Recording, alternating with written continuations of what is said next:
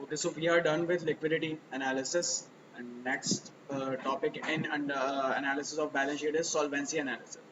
So once we are done with once we are done with the liquidity analysis, we move on to solvency analysis.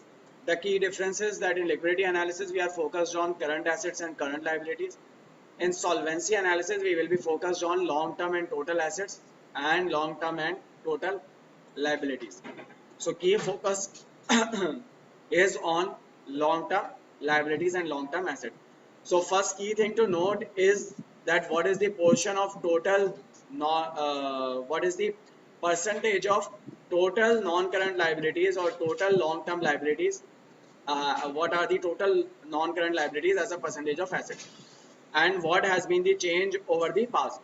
So if we look into it, overall total non-current liabilities as a percentage of assets is 56%, which means we have enough assets to meet our long-term liabilities. And if I compare it with non-current assets, it is again lower compared to non-current assets. That means we have enough resources to meet our long-term liabilities or non-current liabilities or long-term obligations.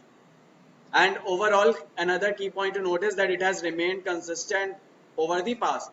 That means company has been able to pay off its obligations on time, and company has been able to maintain its leverage instead of increasing it. Whenever long-term liabilities or leverage increases, that is a sign of risk. But as long as the leverage is in control or the percentage of leverage as a is controlled, that is a sign of stability. So remember, अगर loan amount बढ़ जाएगा या leverage बढ़ेगी या long term liabilities बढ़ेंगी, that relates risk. That means risk is increasing. But if it is constant, then that is a sign of stability. So overall, it looks like a company has been able to maintain its long term liabilities, and there doesn't seem to be a big problem with solvency. Why? Because non-current liabilities as a percentage of total non-current liabilities compared to non-current assets are also lower. So you start with comparing long-term liabilities as percentage of total assets that we have compared, and it looks like positive. That is, they are lower compared to assets.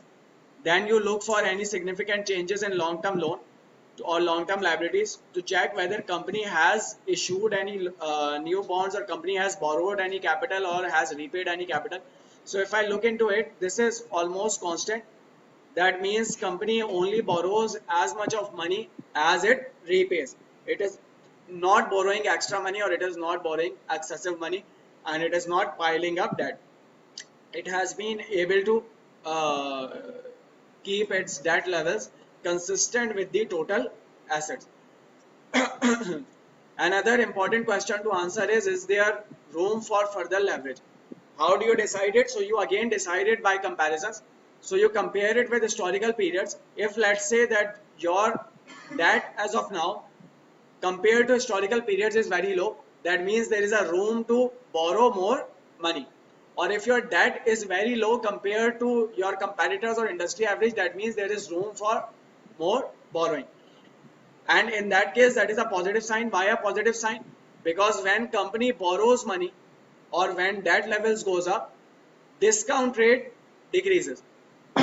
Why discount rate decreases? Because discount rate is WACC, which is a combination of equity as well as debt, and that cost is usually low. Debt की जो cost होती है, that is usually very low compared to equity. Secondly, debt cost is also taxable. So the cost of debt is taken after tax. So generally debt cost is lower compared to equity, and so increasing debt in a capital structure results in reduction of WACC. That is a positive sign, or that has a positive impact on the company's value. So if there is room for improvement, or if there is room for borrowing more, then you can predict company borrowing more money, and that resulting in lower WACC. Secondly, अगर company के पास room है बोरो करने का, so company में borrow money and pay it off as dividend to the shareholder. So that again is a positive sign. जिन companies के पास बहुत ज्यादा रूम होता है कैपिटल स्ट्रक्चर में to borrow debt, they borrow debt and then pay it off as dividend अगर कोई इन्वेस्टमेंट अपॉर्चुनिटी नहीं हो. So key points to note are long-term liabilities as percentage of total assets, any significant change in long-term liabilities, and the room for further leverages. There room for further borrowing or not. And if company borrows more, then what will company do of that money? Is there an investment opportunity available or not? And if not, will the company be paying a dividend, or what would be the company be doing with the money? Secondly, another key point to note is, although we are focusing on long term, but some part of this long term loan will be falling due during the year. So maybe पूरे long term loans में से कोई ऐसा long term loan हो जो mature हो रहा हो during the year, and for that loan you will have to make payment during the year. So you need to check whether company has enough cash to pay that amount or not. So आप loan schedule check करेंगे from the notes, and from that loan schedule you will find out the principal payment that is due during the year, and then you will compare it with the cash flow and find out whether company has enough cash to pay off that amount or not.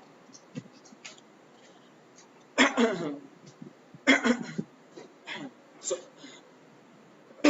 so again, common size analysis में you will compare your or you will analyze the performance over history, or you will look for historic trend, and then you will perform competitor and industry analysis like we did in liquidity analysis. And your key focus will be on answering these questions, that whether company's solvency position is similar to competitors or not, what are the reasons for any differences, is there a room for improvement or risk of deterioration.